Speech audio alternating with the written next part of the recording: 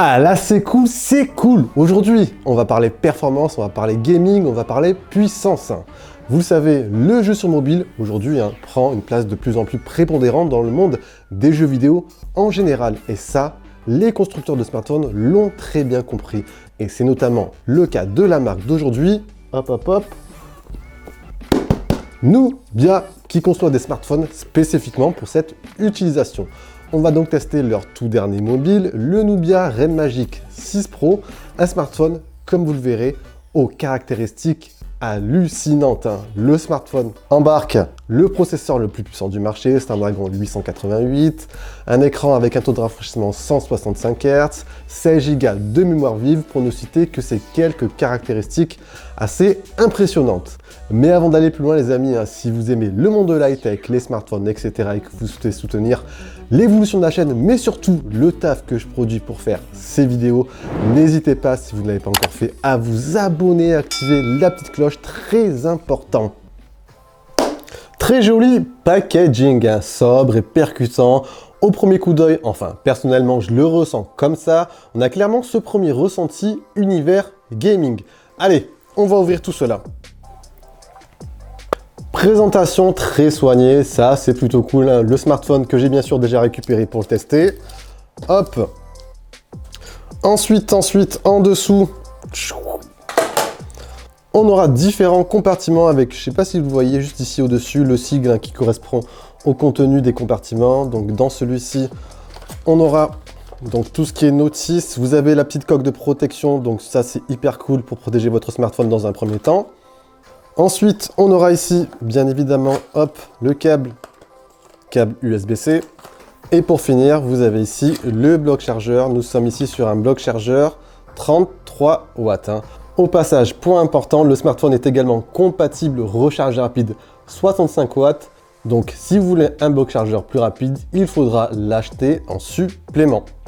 Donc, le voici, ce Red Magic 6 Pro. Bon, premier visuel comme ça, je dirais, on a une belle bête entre les mains, un smartphone assez imposant. Si on fait un petit tour du smartphone, bon, clairement, on le ressent, et surtout avec le visuel arrière, on a les codes du gaming. Je dirais même gaming PC, avec ses couleurs grises, ses couleurs noires, ses couleurs rouges, surtout accompagné de son motif, un motif assez futuriste. On a le branding au centre Red Magic, au-dessus la mention Powered by Nubia et juste en bas la numérotation 06 qui correspond à cette nouvelle itération. Donc visuellement, à l'arrière, c'est plutôt bien travaillé. Le petit truc en plus qui fait vraiment penser à cet univers gaming, ce sont de chaque côté, ici et ici en fait, vous avez deux lumières RGB, ainsi qu'en bas vous avez le petit logo qui peuvent s'allumer et changer de couleur. Donc ça, c'est plutôt sympa aussi. À l'avant, sinon, nous sommes sur du classique. Vous avez des bordures relativement apparentes, mais homogènes, avec celle du dessus qui cache, qui dissimule le capteur selfie. Donc, lors de vos sessions jeux vidéo, vous ne serez pas gêné du tout. Au niveau de la bordure inférieure, vous avez ici un chariot pouvant intégrer une double nano SIM, mais par contre, pas de possibilité d'étendre votre stockage via micro SD. On aura par contre 256 Go amplement suffisant. Vous avez ensuite un port USB-C. Vous avez un haut-parleur, un second ici, donc ça c'est un réel plus pour une immersion stéréo. Au-dessus, vous avez une prise jack, donc sympa pour les mélomanes, mais par contre celle-ci est très mal placée lors de vos sessions jeux vidéo. Impossible de l'utiliser, donc plutôt dommage. Sur la tranche droite, vous avez ensuite le bouton de mise en veille. À l'extrémité de la tranche, vous avez deux gâchettes sensitives qui ajoutent un réel plus à l'immersion lorsque vous faites vos sessions jeux vidéo. Vous avez de chaque côté, ici et ici, deux grilles qui vont permettre de dissiper la chaleur pour le ventilateur. Et pour finir, vous avez ici un interrupteur pour activer ou désactiver le mode gaming qu'on abordera par la suite. Afin de jouer dans les meilleures conditions, Nubia opte ici pour des caractéristiques au taquet. Vous avez tout d'abord un écran de 6,8 pouces, donc une dalle tout de même assez grande pour avoir une très bonne immersion. Vous avez de la technologie AMOLED, une définition ici Full HD. On notera également une luminosité tout à fait correcte, 630 nits pour pouvoir jouer à peu près partout. Et le gros plus sur cet écran, c'est bien sûr l'intégration d'un taux de rafraîchissement pouvant aller jusqu'à 165 Hz, qu'on utilisera bien évidemment pour la partie gaming. En parallèle de ça, vous avez également une fréquence d'échantillonnage de 360 Hz qui vous permettra d'avoir une réactivité au taquet ultra réactif lorsque vous allez tapoter sur votre écran. Petit plus sympa, dans la barre des notifications juste ici, vous avez un visuel rapide de votre taux de rafraîchissement sur lequel le smartphone est calé. Rajoutez également à cela dans le centre de contrôle un accès rapide au taux de rafraîchissement. Vous allez donc pouvoir choisir rapidement entre du 60, 90, 120 et 165 Hz. Après, petit conseil de ma part les amis, au quotidien, privilégiez un mode 90 Hz qui est pour moi un bon compromis entre navigation fluide et autonomie relativement bien maîtrisée. En termes de performance, comme je vous l'ai dit, le smartphone intègre ce qu'il y a de mieux. Aujourd'hui, vous avez le tout dernier processeur de Qualcomm, le Snapdragon 888. Vous avez 16 Go de mémoire vive en DDR5. Vous avez 256 Go de stockage en UFS 3.1, donc pour vous assurer un débit en lecture et en écriture hyper rapide. Vous avez une partie graphique Adreno 660, donc on est sur le must ici. Que vous utilisez donc le smartphone pour des parties de jeux vidéo, mais également pour des tâches basiques du quotidien, rien ne lui résistera. Le smartphone, il tourne sur l'interface REM Magic 4 qui est basée sur Android 11. Alors, c'est une interface qui est assez complète, avec pas mal de possibilités de personnalisation et de configuration possibles. Le seul problème de cette surcouche est par contre qu'à l'heure actuelle, celle-ci est en grande partie en anglais. Donc, si vous ne maîtrisez pas la langue de Shakespeare, cela peut s'avérer, je dirais, un peu chiant au quotidien. Sur l'interface photo, idem, on retrouvera les mêmes soucis de traduction, c'est un peu dommage. Au niveau de l'interface, vous retrouverez votre centre de contrôle au-dessus avec un accès rapide à différentes fonctionnalités. Vous avez ensuite dans les paramètres de quoi configurer votre smartphone, la partie écran avec le taux de rafraîchissement 60, 90, 120, 165. Vous avez également tout ce qui est ajustement de la température des couleurs. Vous avez le mode sombre. Hop, dans la continuité, vous avez pas mal de possibilités pour l'Always On Display pour choisir votre config. Vous avez également la partie Lock Screen, Launcher et thème. Vous aurez aussi la possibilité d'activer ou pas toutes les différentes lumières. Les lumières par exemple, hop, juste ici. Hop, donc pas mal de possibilités. Vous avez également tout ce qui est navigation gestuelle. Vous avez aussi la configuration de votre ventilateur, hop, comme ceci. Ajustement automatique ou sinon vous avez un mode ultra rapide.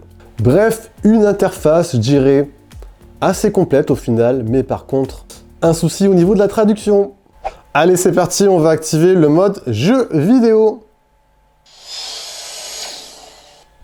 Petite session hyper cool en même temps, c'est plutôt sympa. Je sais pas si vous l'avez entendu au passage, dès qu'on a activé le mode jeu vidéo, il y a le ventilo qui s'est enclenché avec un bruit qui ne passe pas inaperçu. Je laisse écouter ça, on entend clairement. Donc voici l'interface jeu vidéo, interface très complète, très intuitif, facile à prendre en main. Vous avez la possibilité ici de changer l'interface au niveau visuel. Donc rien de bien compliqué, c'est plutôt cool pour un accès rapide. Vous avez tous vos jeux vidéo ici. Sur la gauche, vous avez ici l'activation ou la désactivation du ventilo. Et sur la droite, vous avez ici, hop, l'apparition d'un menu qui va vous permettre d'avoir un accès rapide à différentes options lorsque vous allez jouer. Exemple, taux de rafraîchissement, la partie GPU, la partie CPU, changer le taux de rafraîchissement 90, 60 et compagnie, activer le ventilo. Vous allez également pouvoir paramétrer, hop, vos gâchettes. Vous allez également pouvoir enregistrer votre écran lorsque vous jouez. Vous allez pouvoir répondre à vos messages ou bloquer les appels et les messages. Bref, pas mal d'options intéressantes pour jouer dans de très bonnes conditions. Le but, c'est que vous puissiez tout voir et avoir un accès rapide à tout sans quitter votre partie au final. Tiens, je vais lancer Genshin Impact. Hop, on passe en mode 165 Hz, donc on est au maximum. Là, vous avez un affichage du CPU, du GPU, ce qui est plutôt nickel. Hop. Du coup, j'ai assigné chaque fonction pour les gâchettes. Niveau des graphismes, nickel, le jeu est ultra fluide, bref, rien à redire. Sur Call of Duty, idem les amis. L'immersion, elle est quasi parfaite. Les graphismes, nickel. Le gros plus, ce sont ces gâchettes à l'arrière que vous allez pouvoir assigner à des fonctions précises. Et ça ajoute un réel plus à l'immersion. Bref, encore une fois, je valide bien sûr. Nous voilà maintenant sur Fortnite. Alors le jeu est nickel aussi ici. On ne pourra par contre pas aller au-delà des 30 FPS, mais après ça reste tout de même très beau et très rapide. Le jeu est ultra fluide, les graphismes au top et le rendu stéréo ajoute un plus à cette immersion, donc nickel. Si vous achetez ce genre de smartphone, la partie photo-vidéo, on va le dire entre guillemets, elle ne sera pas votre priorité. Et sur cette dernière, honnêtement, c'est correct, sans plus. Je vous mets quelques clichés histoire que vous checkiez tout ça. Alors, dans la globalité, la qualité, le piqué est à peu près correct. Vous avez une colorimétrie qui est à peu près juste sans forcément exceller. Vous avez également à côté un capteur ultra grand angle qui va vous permettre de prendre des clichés avec un champ élargi, mais avec les limitations propres à ce type de capteur. Côté autonomie, alors, le smartphone, il embarque ici une batterie avec une capacité de 5050 mAh. Avec une utilisation mixte, un peu de navigation, de réseaux sociaux, quelques vidéos et une ou deux parties de jeux vidéo, vous pourrez tenir à peu près une journée, voire un peu plus. Donc, ça reste relativement convenable. Après, si vous forcez au niveau session jeux vidéo et que vous calez les paramètres au max, écran, taux de rafraîchissement 165 Hz, que vous laissez toutes les lumières allumées sur le revêtement arrière, alors là, l'autonomie fondra. Donc au final, tout dépendra de votre utilisation. Et côté recharge, avec le box chargeur fourni 30 watts, vous mettrez à peu près 1 heure, 1h10 pour une recharge complète. Sinon, quelques points que je n'ai pas mentionnés durant ce test. Le smartphone est compatible Wi-Fi 6, il intègre bien sûr la connectivité 5G et il est proposé en deux versions. Vous avez soit la version 6 Pro, celle que j'ai ici, qui embarque 256 Go de stockage et 16 Go de mémoire vive, lancée à 699 €, et la deuxième version, la 6 normale, qui intègre 12 Go de mémoire vive et 128 Go de stockage. Le reste étant identique sur les deux smartphones. Au final, les amis, mon ressenti sur ce smartphone.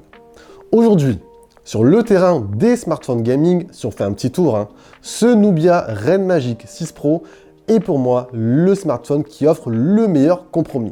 C'est le smartphone le plus puissant, qui est proposé à un tarif agressif compte tenu de ses caractéristiques et qui surtout offre un confort de jeu quasi idéal. Vous avez un superbe écran, une interface GameSpace intuitive et complète. Vous avez des gâchettes à l'arrière qui ajoutent un réel plus à l'immersion et une partie stéréo non négligeable. Après, oui, on pourra lui reprocher peut-être son interface qui n'est pas complètement traduite et une partie photo-vidéo qui est sans plus mais correcte. Mais voilà, mis à part cela, ça reste un smartphone très complet sur son terrain de jeu.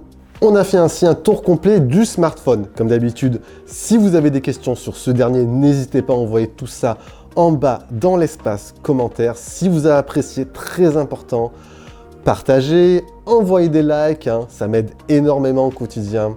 Et sur ce, c'était Jojo, on se dit bien sûr à la prochaine. Prenez soin de vous en ce moment. Allez, ciao ciao!